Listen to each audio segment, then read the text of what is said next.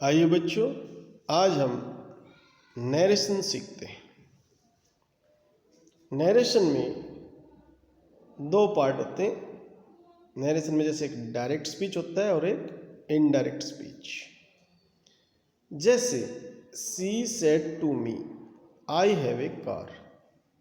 इसमें जो सी है ये रिपोर्टर है और जो सेड है ये रिपोर्टिंग वर्ब है और ये मी है जो इसका ऑब्जेक्ट है। ये हो भी सकता है और नहीं भी।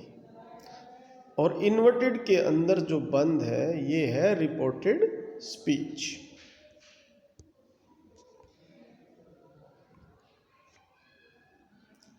If RV is found in past tense, यानी जो ऊपर रिपोर्टिंग वर्ब था वे पास्ट टेंस में पाया जाए, then R S is change. तो जो आर एस है रिपोर्टेड स्पीच है उसको चेंज किया जाता है, अदरवाइज नो चेंज, अन्यथा कोई चेंज नहीं होता।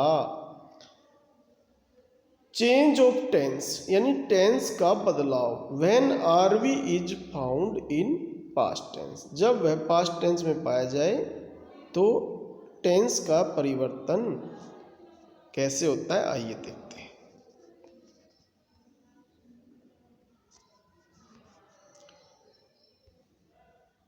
डायरेक्ट से इनडायरेक्ट में बनाते समय प्रेजेंट इंडेफिनिट टेंस होता है, पास्ट इंडेफिनिट में बदलते हैं। प्रेजेंट कंटिन्यूस टेंस को पास्ट कंटिन्यूस टेंस में बदलते हैं। प्रेजेंट परफेक्ट टेंस को पास्ट परफेक्ट टेंस में बदलते हैं और प्रेजेंट परफेक्ट कंटिन्यूस टेंस को पास्ट परफेक्ट कंटिन्यूस टेंस में बदलते हैं।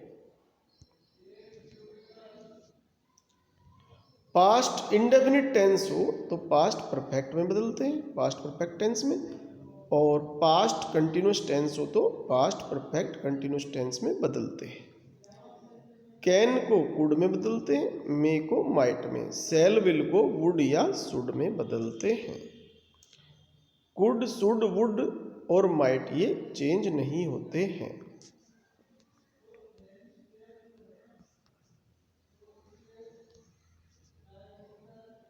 हियर को देयर में बदलते हैं, नव को देन में बदलते हैं, दिस को दैट में बदलते हैं, दीज को दोज में बदलते हैं, टुडे को दैट डे में बदलते हैं, टू नाइट को दैट नाइट में बदलते हैं।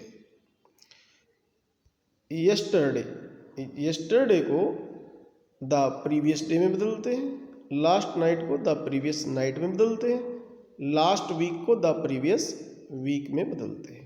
टुमारो को द नेक्स्ट डे या द फॉलोइंग डे में बदलते हैं और नेक्स्ट वीक को द फॉलोइंग वीक में बदलते हैं। एगो को बिफोर में, दस को सो में, हेंस को देंस में बदलते हैं। आइए अब विभिन्न सब्जेक्ट्स को देख लेते हैं। ये नॉमिनेटिव केस है, ये पॉजेसिव एडजेक्टिव है, ये ऑब्जेक्टिव है, ये पॉजेसिव प्रोनाउन है और ये रिफ्लेक्सिव है। तो ये ऐसे ही बदलते हैं।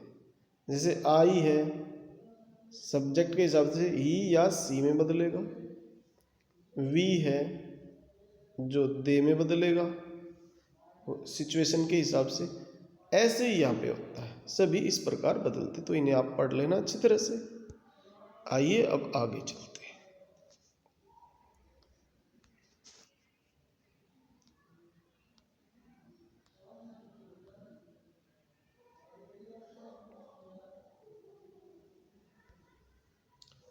If are S is found in affirmative और नेगेटिव, जो इन्वर्टेड के अंदर बंद है वह सेंटेंस अफर्मेटिव हो या नेगेटिव हो, then we use that in place of inverted commas, यानी दैट का प्रयोग करेंगे और इन्वर्टेड कोमाज को हटा देंगे।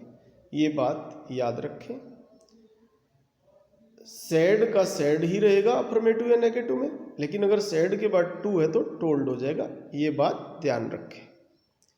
यदि आर एस में आई या वी है तो वह रिपोर्टर के हिसाब से बदलेगा, और यदि आर एस के अंदर इन्वर्टेड कोमाज के अंदर यू है तो ऑब्जेक्ट के हिसाब से बदलेगा, और दे ही सी इट है तो नो चेंज। तो इसको सन का फॉर्मूला भी कहते हैं। आइए अब देखते हैं इनका परिवर्तन। She said I am suffering from fever. Affirmative या नेगेटिव में सेड का सेड ही रहेगा, जैसा अभी पीछे बताया था। शी सेड दैट, क्योंकि इन्वर्टेड कोमा हटा दिया। अब आई है तो यहाँ रिपोर्टर के हिसाब से बदलेगा। She was suffering from fever. She said I am playing, तो ये हो जाएगा she said that she was playing. He said to me I have seen the zoo twice, तो ये सेड के बाद टू आ गया तो टोल्ड में चला जाएगा। He told me that he had seen the zoo twice. He said it has been raining since morning. ये देखो मॉर्निंग है, ये MORNING है, थोड़ा सा मिस्टेक हो गया था, इसमें छूट गया होगा ये MORNING, ये ध्यान रखें। तो ये बदल जाएगा he said that it had been raining since morning. She said to me I shall leave you soon, तो ये हो जाएगा she told me that she would leave me soon. He said to me I eat sweets, तो ये हो जाएगा he told me that he ate sweets. Ram said to Gopi I am not playing today, तो ये हो जाएगा Ram told Gopi that he was not playing that day. अब जैसे यूनिवर्सल ट्रूथ है, यूनिवर्सल ट्रूथ प्रोवर्ब्स या मोरलिटी से रिलेटेड सेंटेंस या हिस्टोरिकल सेंटेंस है, उनमें चेंज नहीं होता है, remain same if reporting verb is in past. Past में भी रिपोर्टिंग वर्ब हो तो ये सेम होते हैं। He said the sun sets in the west, ये यूनिवर्सल ट्रूथ है। तो he said that the sun sets in the west, ऐसे ही रहेगा। She said to me honesty is the best policy, morality हो गई, तो ये हो जाएगा she told me that honesty is the best policy.